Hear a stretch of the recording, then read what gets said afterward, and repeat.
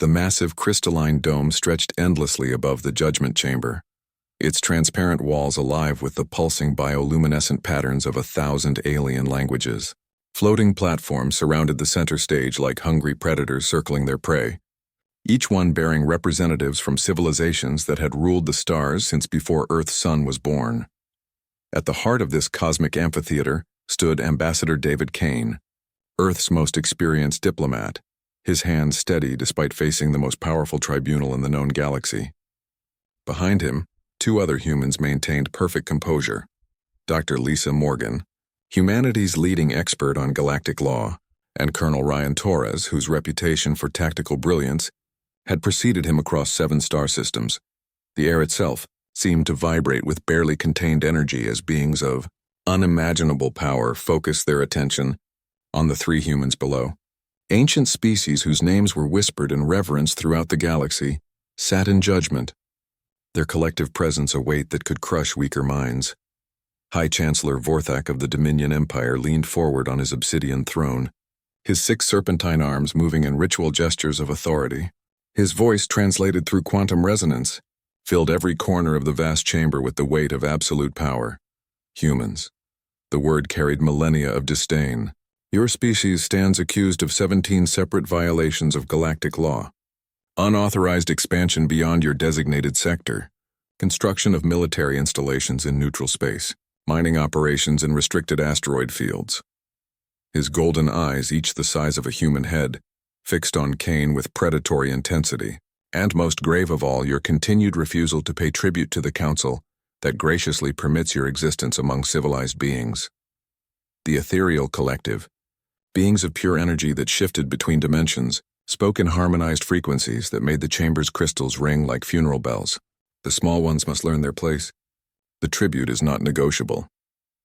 From the shadows of the upper galleries, the Voidwalkers whispered their agreement in languages older than most species' recorded histories. These ancient entities had watched countless civilizations rise and fall, and to them, humanity was nothing more than another upstart race that needed to be reminded of the natural order. Kane's expression remained perfectly neutral, though every alien sensor in the chamber detected the steady rhythm of his heartbeat, the controlled breathing of a man who had negotiated peace treaties in the middle of battlefields. When he finally spoke, his voice carried clearly through the chamber's acoustic perfection. "Honored members of the Council," he began, using the formal address that protocol demanded. "Earth acknowledges the gravity of these proceedings and the authority of this esteemed body." A ripple of satisfaction passed through the assembly. Finally, the humans would submit to their betters. However, Kane continued, and that single word seemed to shift the very atmosphere in the chamber. "Before we discuss the matter of tribute, I believe there are certain aspects of humanity's situation that warrant clarification." High Chancellor Vorthak's golden eyes narrowed to burning slits. In 5,000 years of galactic governance, no species had ever dared to place conditions on the Council's judgment. "You presume to negotiate with this tribunal?" Kane's smile was respectful but somehow unsettling in ways the aliens couldn't quite define. "Not negotiate, Chancellor. Merely provide additional context that may influence the Council's deliberations. You see, when humanity first applied for membership in the galactic community, certain information about our species may have been incomplete." Dr. Morgan stepped forward, her tablet displaying readings that made several of the more scientifically advanced species lean forward with sudden interest. "With the Council's permission," she said, her voice steady despite addressing beings who could reduce Earth to cosmic dust with a thought, "Our recent surveys have uncovered some fascinating data about human development that we believe is relevant to these proceedings."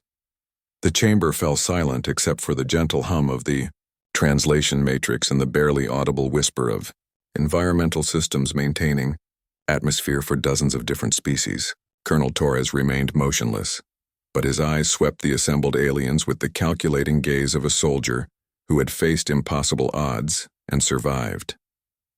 "Speak," commanded the crystal hegemony, their silicon-based forms chiming in perfect harmonic resonance. Kane's smile widened just a fraction, and several of the older species felt an inexplicable chill run through their consciousness. "Gladly. But first I have a question for this distinguished assembly. In your vast experience governing the galaxy, How many species have you encountered that evolved on what your xenobiological classifications term a Class 12 death world? The question hung in the chamber's recycled atmosphere like a charged particle waiting to discharge. Several of the younger civilizations' representatives looked confused, but the ancient races, the ones who had been mapping dangerous worlds since before most species had achieved spaceflight, suddenly went very, very still. High Chancellor Vorthak's voice, when it finally emerged, was carefully controlled. Define your terms, human. A planet where the ecosystem actively attempts to eliminate its sapient inhabitants, Kane replied conversationally. Where weather patterns can shift from life-sustaining to lethal within minutes. Where the native predators evolve specifically to hunt tool-using species. Where volcanic eruptions, seismic catastrophes, and atmospheric toxicity events occur with such frequency that the inhabitants consider them routine environmental challenges. The Voidwalker's ancient whispers had stopped entirely. Dr. Morgan activated her tablet's holographic display, projecting a three-dimensional image of Earth that rotated slowly in the chamber's center. Gravity 0.2% above galactic standard for inhabited worlds. Atmospheric pressure at the upper threshold of what most species consider survivable. Seasonal temperature variations that would be classified as extreme climate events on 96% of known inhabited planets. Tectonic activity that produces regular seismic events measuring above 7.0 on the Richter scale. She paused, letting the implications settle into the minds of beings who had never faced a natural disaster more severe than a gentle rainstorm. And then there's the wildlife, she continued, her voice taking on an almost academic tone that somehow made her words more terrifying. The apex predators that share our world have been hunting humanoid prey for over 3 million years. We didn't evolve intelligence primarily for art, philosophy, or technology. We evolved intelligence as a survival mechanism against an environment that was actively trying to kill us every single day of our existence. The chamber was now completely silent except for the barely audible hum of life support systems working overtime to manage the stress responses of hundreds of different physiologies. Kane clasped his hands behind his back, the gesture somehow more ominous than before. So when the council speaks of tribute, he said, his voice carrying an undertone that made the temperature in the chamber seem to drop several degrees, we find ourselves curious about the specific nature of this arrangement. Colonel Torres shifted almost imperceptibly, a movement so subtle that only predatory species noticed it, and every one of them suddenly felt their threat assessment protocols activate. Because if we're being completely honest, Kane continued, his diplomatic smile never wavering, humanity has developed some rather specific questions about the current administrative structure of galactic civilization. High Chancellor Vorthak's throne began to emit a low warning hum. Around the chamber, defensive force fields flickered to life on several platforms as automated security systems responded to threat indicators their programmers had never anticipated. The ancient protocols of the Council had never been designed for this scenario. A species that didn't just refuse tribute, but questioned the fundamental assumptions underlying the galactic power structure. We are, of course, prepared to engage in productive dialogue, Kane said, his tone remaining perfectly diplomatic even as tension filled the chamber like a gathering storm. But perhaps the Council would benefit from reviewing humanity's complete psychological and sociological profile before finalizing any decisions. Regarding our obligations, the chamber erupted in a cacophony of alien languages as representatives began urgent communications with their home governments. Ancient emergency protocols activated as species that had ruled the galaxy for millennia suddenly realized they might have made a critical error in judgment. In the span of 5 minutes, what had begun as a routine tribute hearing had transformed into something unprecedented in galactic history, the beginning of a negotiation that would force every civilization in the galaxy to reconsider everything they thought they knew about power, politics, and the true nature of the species they had so casually dismissed. And in the center of it all, 3 humans stood calmly, waiting to show the galaxy exactly what kind of civilization emerges when intelligence evolves not as a luxury, but as a daily requirement for survival against a world that offers no mercy to the weak. The game had fundamentally changed, and the Council was only beginning to understand that they might not be the ones holding the winning hand. The emergency session of the Galactic Council had been called within hours of the initial hearing, but the chamber felt different now. Where before there had been casual arrogance and comfortable superiority, now there was tension thick enough to taste across multiple atmospheric compositions. The floating platforms had rearranged themselves into defensive formations, and several species had activated personal shield generators despite being in the most secure location in the galaxy. Ambassador Kane stood in the same position as before, but the dynamic had shifted completely. What had been a judgment was now becoming an interrogation, except the humans were no longer the ones being questioned. High Chancellor, Vorthak's 6 arms moved in complex patterns that his species used when faced with threats they couldn't immediately classify. Human Kane, his voice carried none of its previous casual dismissal. The Council has reviewed your initial statements. We require clarification regarding your species' claims about your homeworld's classification. Dr. Morgan stepped forward with her tablet, but this time the data she displayed made several representatives recoil from their viewing screens. Earth's surface is 71% covered by a substance that dissolves most known materials given sufficient time. Our weather systems regularly produce electrical discharges with enough energy to power a small city. The atmospheric pressure changes we experience during what we call weather would constitute emergency situations requiring immediate evacuation on most inhabited worlds. The crystalline choir's harmonic tones became discordant with what their species experienced as fear. Impossible. No sapient species could evolve under such conditions. Colonel Torres spoke for the first time, his voice carrying the calm authority of someone who had commanded troops in situations where death was not just possible, but probable. Yet here we are. The question isn't whether it's possible or we're living proof that it happened. The question is what that means for humanity's position in galactic society. He activated his own data pad, and holographic images filled the center of the chamber. Humans running marathons in conditions that would hospitalize most species. Human children playing in environments that triggered safety warnings on every alien sensor. Human soldiers functioning effectively in combat situations that exceeded the stress tolerance of most civilizations' military equipment. This footage was taken during routine training.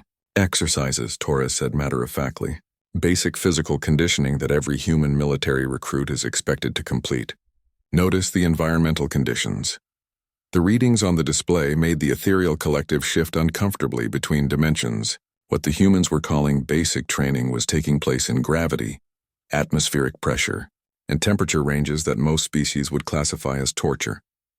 The Voidwalkers, ancient beyond measure, finally broke their traditional silence. Their words came through the translation matrix as concepts rather than sounds, carrying weight that made the chamber's crystal walls resonate with harmonic frequencies. The Death World classification. We remember other species from such environments. They became problematic. Kane's diplomatic expression didn't change, but something in his eyes became more focused. Problematic how? They conquered their local cluster before we could establish proper oversight, one of the Voidwalkers admitted, the confession sending ripples of shock through the assembly. Their expansion was aggressive. They viewed our governance as weakness rather than wisdom. Dr. Morgan accessed another section of her data files. That's interesting, because our archaeological surveys have uncovered some fascinating patterns in human development. It appears that our species has a rather unique approach to conflict resolution. The holographic display now showed humanity's historical progression, rapid technological advancement, surprisingly effective military doctrines, and most disturbing of all, a tendency to actually grow stronger under pressure rather than weaker. Most species develop technology to avoid conflict, Morgan explained, her academic tone making the information somehow more unsettling. Humans develop technology to win conflicts more efficiently. Most species seek stability and predictability.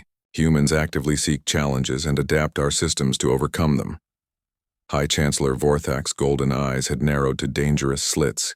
What are you implying, human? Kane's smile returned, but now it carried implications that made several species' threat assessment systems sound silent alarms. We're not implying anything, Chancellor. We're stating facts. The Council operates on the assumption that all civilizations share certain fundamental characteristics: risk aversion, preference for stability, respect for established hierarchies. But what happens when those assumptions encounter a species that evolved different priorities? Colonel Torres stepped forward, and his movement was tracked by every defensive system in the chamber. On Earth, respect is earned through demonstration of capability, not claimed through accident of birth or technological advantage. Hierarchy is based on performance under pressure, not age or tradition. Stability is seen as stagnation unless it's actively maintained against constant challenges. The implications hung in the recycled atmosphere like a gathering storm. For the first time in galactic history, the Council was being forced to confront the possibility that their fundamental understanding of civilization itself might be incomplete. "You speak of tribute," Kane continued, his voice carrying diplomatic courtesy that no longer masked the steel beneath. "But tribute is traditionally paid by weaker parties to stronger ones in exchange for protection or privilege. We find ourselves wondering what protection the Council offers that humanity requires." Dr. Morgan's tablet now displayed humanity's military achievements, conflicts resolved with minimal casualties, defensive technologies that exceeded galactic standards, and most troubling of all, casualty ratios that suggested human forces were far more effective than their numbers indicated. "Our species has never lost a war," Torres said quietly, the statement falling into the chamber's silence like a stone into still water. "Not one, even when outnumbered, outgunned, or fighting on hostile terrain. Human military doctrine assumes that every engagement will be against superior numbers with better equipment, because that's what we faced every day for millions of years on Earth." The ethereal collective's energy patterns fluctuated wildly as they processed this information. "But surely you understand the necessity of order, of civilization, of proper governance." Kane's expression became thoughtful, almost professorial. "Absolutely. We have tremendous respect for effective governance. The question is whether current galactic governance is actually effective or simply entrenched." He gestured to the assembled representatives, but now the gesture carried implications that made ancient species shift uncomfortably on their platforms. "The Council has maintained peace for millennia by ensuring that all member species share certain characteristics: technological capability sufficient for spaceflight, social development based on hierarchy and tribute, and most importantly, the fundamental assumption that the strong rule the weak." "This is natural law," High Chancellor Vorthak protested, but his voice carried less conviction than before. "Is it?" Kane asked, his tone remaining conversational. "Or is it simply one possible solution to the challenges of interstellar civilization? Because humanity has operated under different assumptions for our entire existence, and we've been quite successful." Dr. Morgan activated a new dataset, and the holographic display now showed Earth's population statistics, industrial capacity, and technological development rates. The numbers were impressive enough to make several species lean forward despite their growing unease. Human population growth, industrial expansion, and technological innovation all exceed galactic averages by significant margins, she reported. "This occurs despite our supposed primitive status and our refusal to participate in traditional tribute systems. Moreover," Colonel Torres added, "human space forces have successfully defended our territory against 3 separate incursions by species that considered us easy prey. In each case, the attacking forces were larger, better equipped, and more experienced.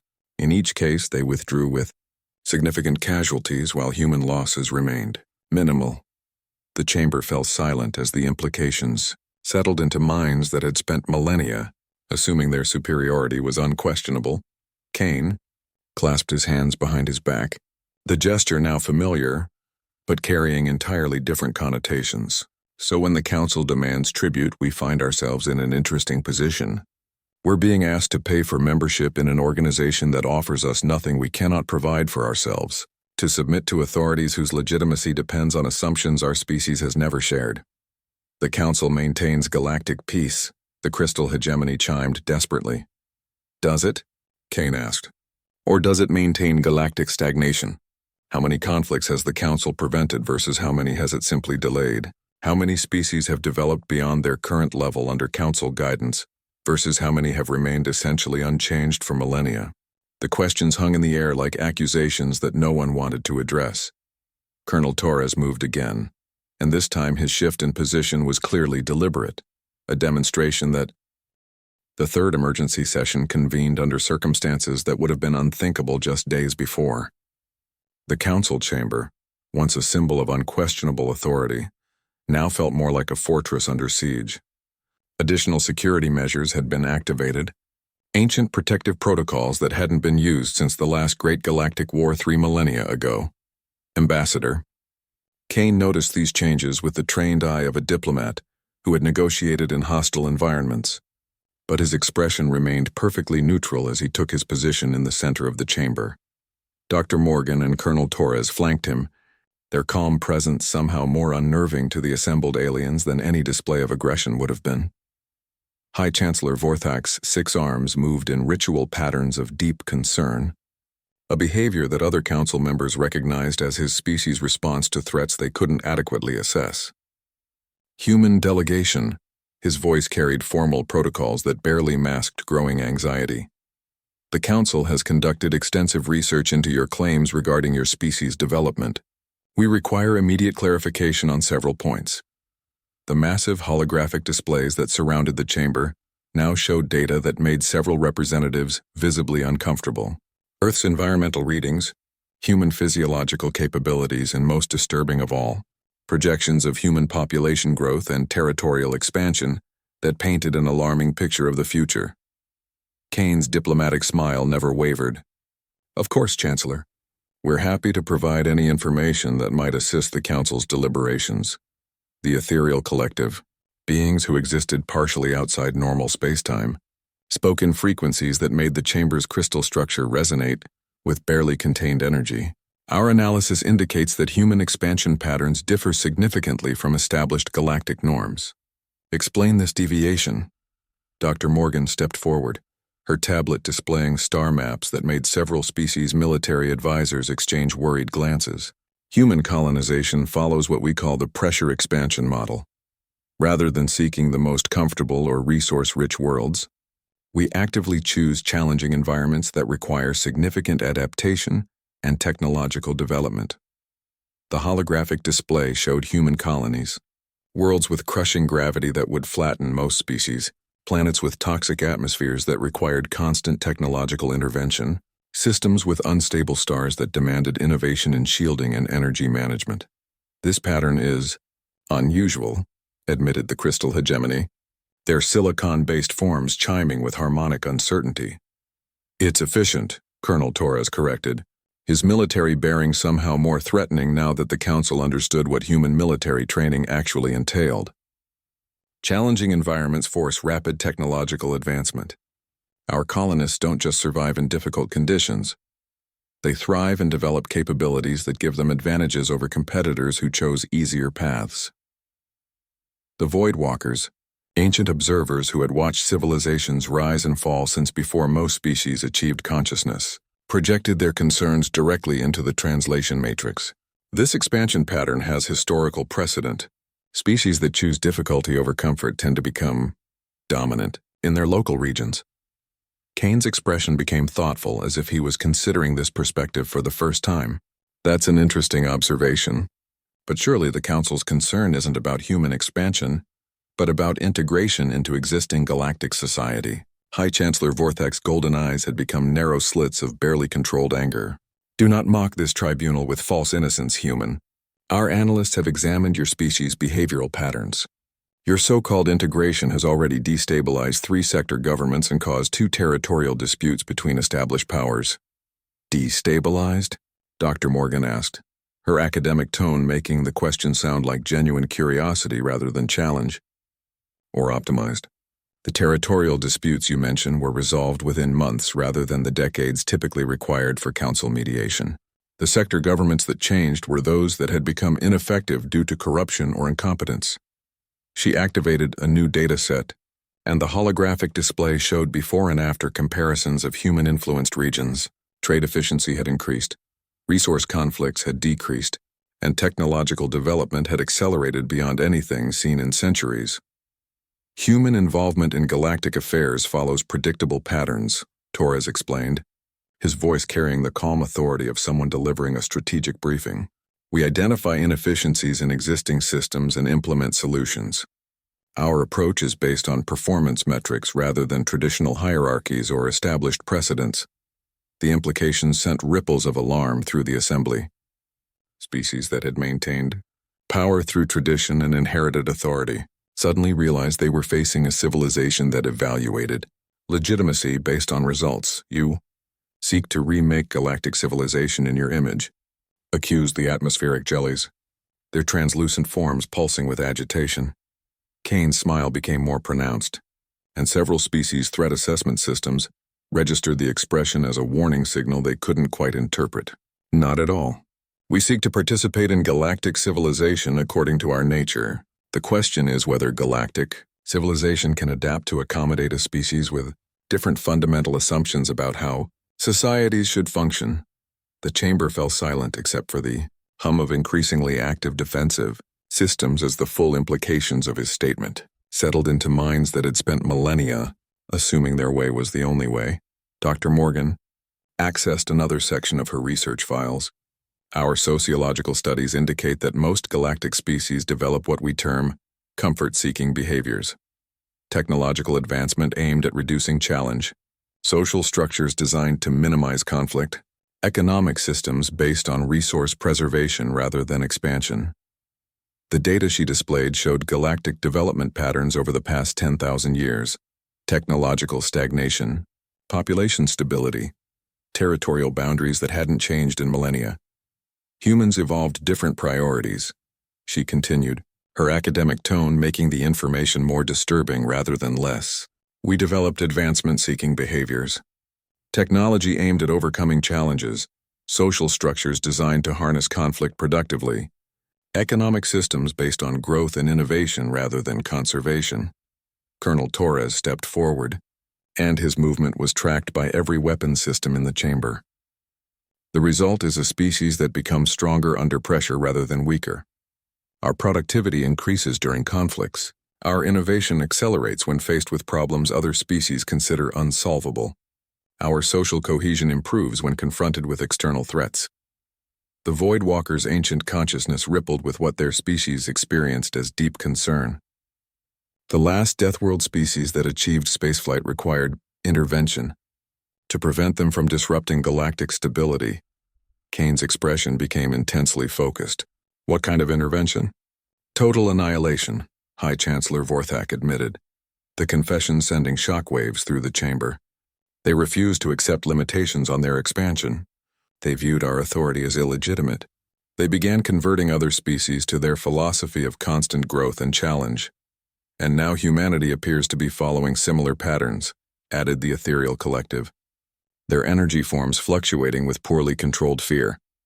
The chamber erupted in urgent communications as representatives contacted their home governments with increasingly desperate requests for guidance.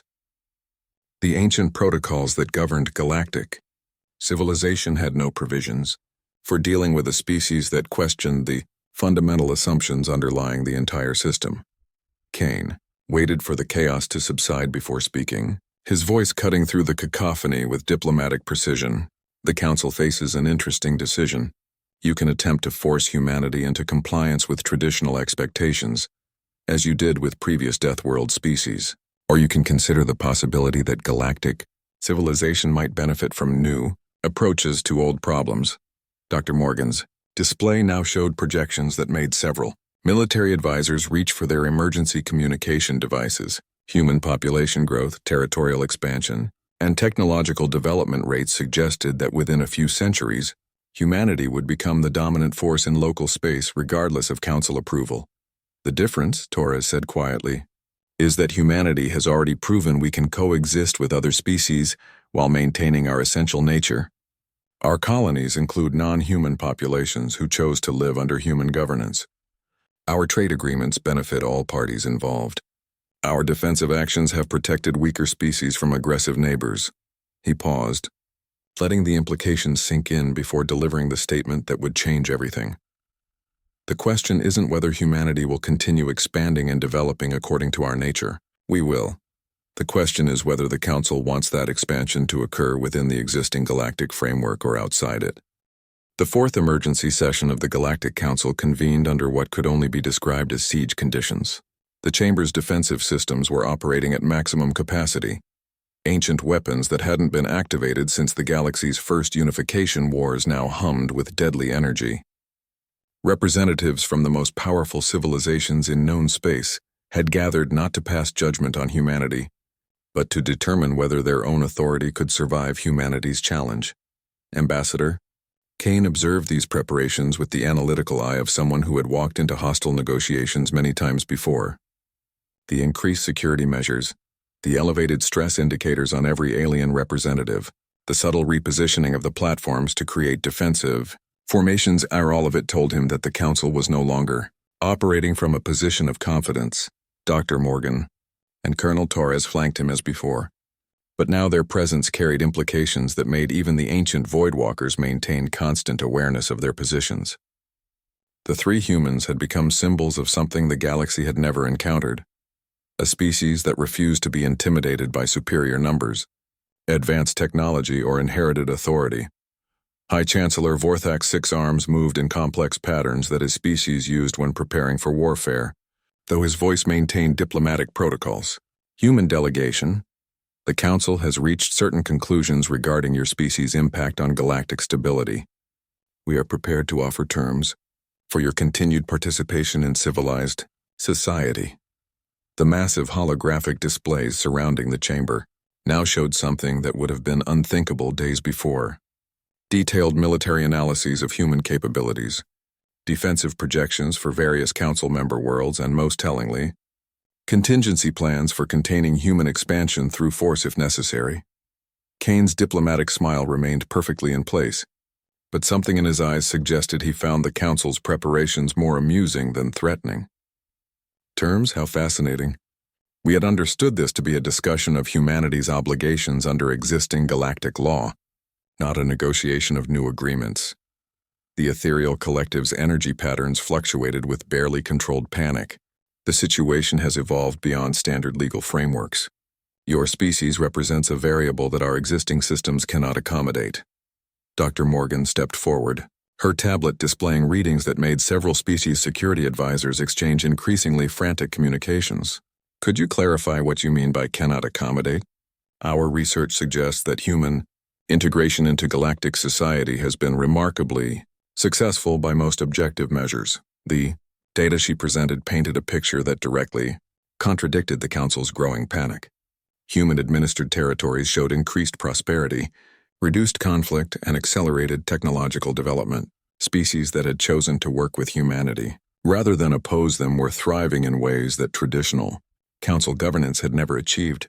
Your success is precisely the problem, admitted the crystal hegemony, their harmonious chimes discordant with stress. Other species have begun requesting human administrative assistance. 3 sector governments have formally petitioned to transfer their territories to human oversight. 7 minor civilizations have applied for protection under human defensive umbrellas. Colonel Torres spoke with the calm precision of a military officer delivering a strategic assessment. And this concerns the Council because it undermines the fundamental structure of galactic governance, High Chancellor Vorthak snapped, his diplomatic facade finally cracking. For 15,000 years, the Council has maintained order through established hierarchies, traditional authorities, and proven systems. Your species threatens to make all of that obsolete within a few centuries. The Voidwalkers projected their ancient concerns directly into the chamber's consciousness, their words carrying weight that made the crystal walls resonate with harmonic frequencies that spoke of deep time and older conflicts. We have seen this pattern before. Species emerge that offer alternatives to established order. They gather followers through demonstrated capability rather than inherited right. They grow until they become impossible to ignore, impossible to control, impossible to destroy. Kane's expression became thoughtful, as if he was genuinely considering their perspective and what happened to these previous species. War. The admission came from multiple sources simultaneously. Representatives of civilizations that had participated in conflicts so ancient they predated most species' recorded histories. Galactic wars that lasted millennia and reduced entire sectors to ruins. But the wars ended with the establishment of the current Council system, Dr. Morgan observed, her academic tone making the historical analysis sound like a research presentation, rather than a threat assessment. A system designed specifically to prevent the emergence of species that might challenge established authority through superior performance. Activated a new data set that made several representatives recoil from their viewing screens. Historical analyses of galactic development patterns, population control measures, technological limitation treaties, territorial restriction agreements across all the mechanisms the Council had used for millennia to ensure that no member species could grow powerful enough to threaten the existing order. The Council hasn't been maintaining peace, Torres said quietly, his military bearing somehow more threatening than any display of aggression. The Council has been maintaining stagnation, preventing change, ensuring that civilization remains frozen at a level that keeps the current power structure intact. The implications hung in the chamber's recycled atmosphere like a gathering storm. For the first time, the fundamental nature of galactic governance was being exposed not as benevolent leadership, but as systematic suppression of progress. Kane clasped his hands behind his back, the gesture now familiar but carrying entirely different weight. Which brings us to the Council's current dilemma. You can continue attempting to suppress human development through traditional means, i.e. tributary obligations, territorial restrictions, technological limitations.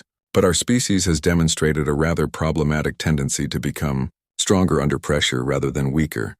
The holographic displays now showed projections that made every military advisor in the chamber reach for emergency communication protocols. Human responses to Council pressure hadn't resulted in submission.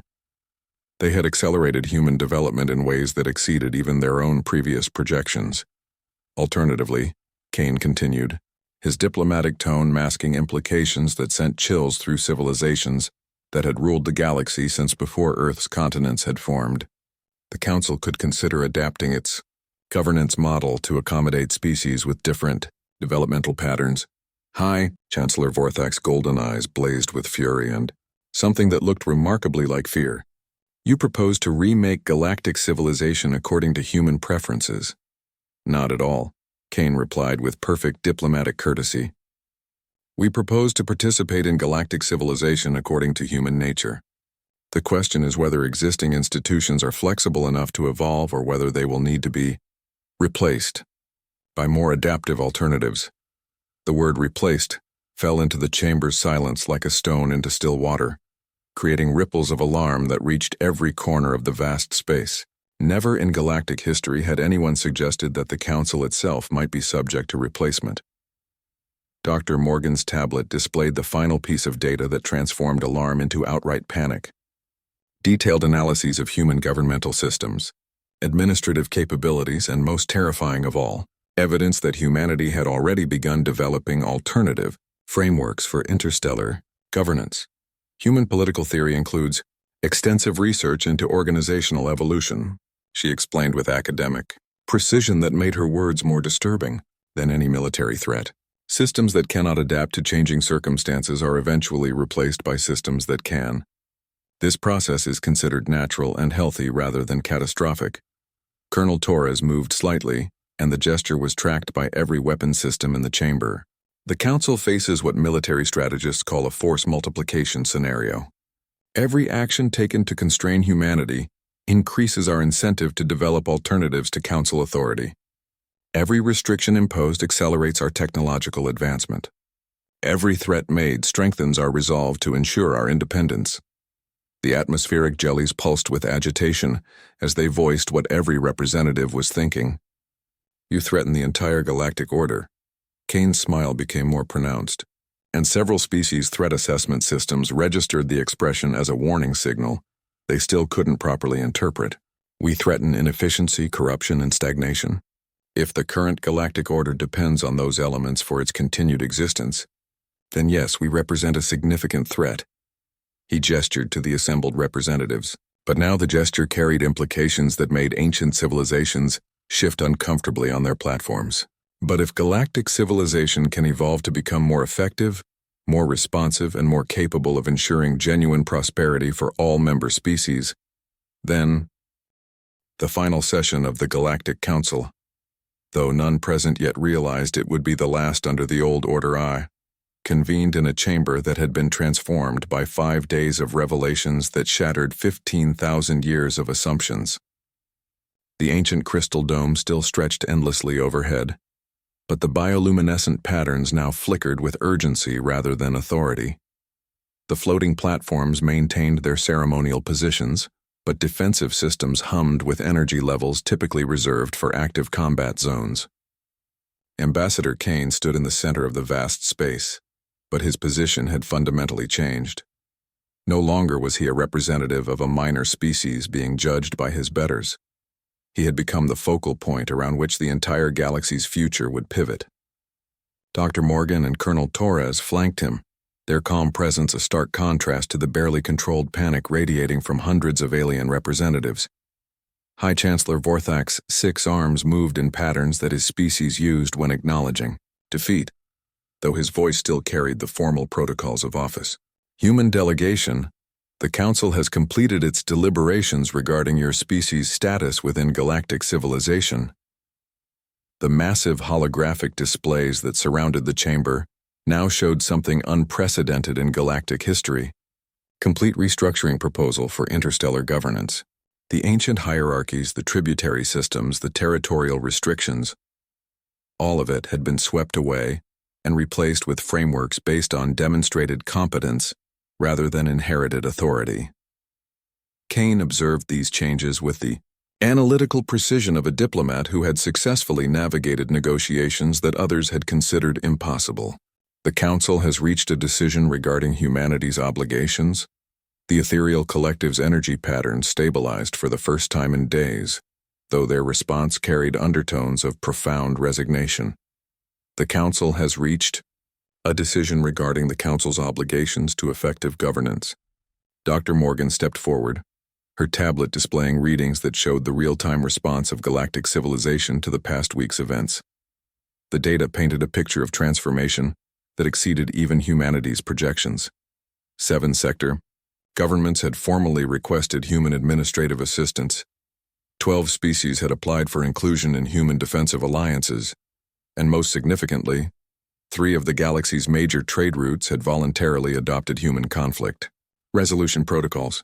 The speed of adoption has been remarkable, she noted with academic precision, that had become far more reassuring to alien ears than threatening. It appears that many civilizations were prepared for alternatives to traditional governance models. Colonel Torres spoke with the calm authority of someone delivering a mission briefing to allies rather than a threat assessment to enemies. Our analysts projected a transition period of several decades. The actual timeline has been compressed to months due to pre-existing dissatisfaction with current systems. The Voidwalkers, ancient observers who had witnessed the rise and fall of countless civilizations, projected their acknowledgement directly into the chamber's consciousness. The pattern completes itself. Order that cannot adapt becomes chaos. Chaos that can organize becomes new order. The cycle continues as it must. High Chancellor Vorthak's golden eyes had lost their fury, replaced by something that looked remarkably like relief. The Council hereby dissolves the tributary obligations imposed upon humanity and recognizes human territorial sovereignty within current and reasonably projected expansion zones. Kane's diplomatic expression didn't change, but something in his posture suggested he found this concession adequate but incomplete. The Council's decision regarding humanity is appreciated. What is the Council's decision regarding galactic governance in general? The question that had been unthinkable a week ago now hung in the chamber's recycled atmosphere as the natural conclusion to everything that had transpired. The ancient system hadn't just failed to integrate humanity, it had demonstrated fundamental inadequacies that could no longer be ignored. The crystal hegemony's harmonic tones carried resignation, but also something approaching hope. The Council recognizes that effective governance requires adaptation to changing circumstances. We propose the establishment of a joint commission to develop new frameworks for interstellar cooperation. Dr. Morgan activated her tablet's final data set, displaying governmental models that had been refined through centuries of human political evolution. Democratic federations, merit-based hierarchies, performance-measured authorities, systems designed to harness competition productively rather than suppress it entirely. Human political science offers several frameworks that might prove useful, she said, her academic tone making the offer sound like consultation rather than conquest. Systems that encourage innovation while maintaining stability, that promote growth while preventing exploitation, that ensure representation while maintaining effectiveness. The chamber buzzed with communications as representatives contacted home governments that had already begun adapting to the new reality, species that had recognized early that cooperation with humanity offered advantages over resistance were finding themselves positioned as leaders in the emerging order. Those that had attempted to maintain traditional opposition were discovering that their neighbors were no longer willing to support outdated systems. Kane clasped his hands behind his back for the final time in the judgment chamber that had inadvertently become the birthplace of a new galactic age. Humanity offers partnership to all species willing to embrace merit-based governance, growth-oriented policies, and adaptive administration. We have no interest in conquest or domination. Those are strategies for species that fear competition rather than welcome it. Colonel Torres stepped forward, but his movement now carried implications of protection rather than threat. Human defensive capabilities will be available to any civilization that chooses cooperation over coercion, development over stagnation, progress over preservation of outdated privileges. The atmospheric jellies pulsed with what their species experienced as profound relief. The transition, it need not involve warfare? Kane's smile had evolved from diplomatic courtesy to genuine warmth. Warfare is what happens when incompetent leadership refuses to acknowledge reality until violence becomes the only remaining option for change. Competent leadership recognizes changing circumstances and adapts before crisis becomes catastrophe. High Chancellor Vorthak performed the ritual gestures that his species used when transferring authority to more capable leaders. The Council hereby requests human assistance in developing transition protocols for voluntary governmental evolution. The phrase voluntary governmental evolution represented something unprecedented in galactic history. The peaceful transformation of an interstellar civilization's entire organizational structure. What could have been the galaxy's most devastating? War was becoming its most comprehensive renaissance. Dr. Morgan's final holographic display showed projections that would have been dismissed as impossible fantasy just weeks before. Accelerated technological development across all member species, expanded colonization into previously considered uninhabitable systems, conflict resolution protocols that turned territorial disputes into opportunities for cooperative development. The mathematical model suggests that galactic civilization's productive capacity could increase by several orders of magnitude within the next century, she reported with the satisfaction of an academic whose theoretical framework had proven remarkably practical. Population growth, resource utilization, and technological advancement all follow exponential curves when freed from artificial constraints. Colonel Torres delivered what would later be recognized as the mission statement for the new galactic order.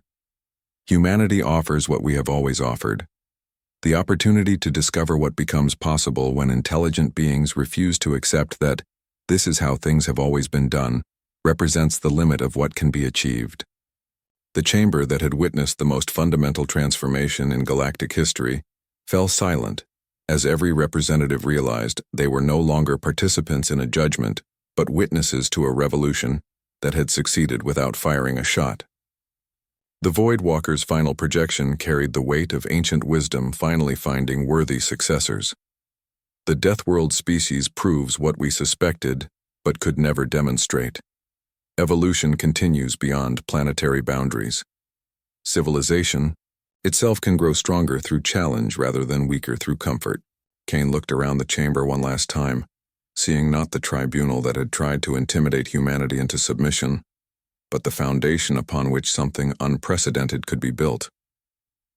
The Council's demand for tribute has been noted and rejected. Humanity's offer of partnership remains open to any species capable of earning it through demonstrated competence rather than inherited privilege. As the session formally concluded, representatives rushed to contact home governments with news that would reshape every civilization in the galaxy. The ancient order that had ruled through fear and tradition was giving way to a new paradigm based on performance and adaptation. The tribute demanded from humanity had become the catalyst for transformation that would elevate every species willing to.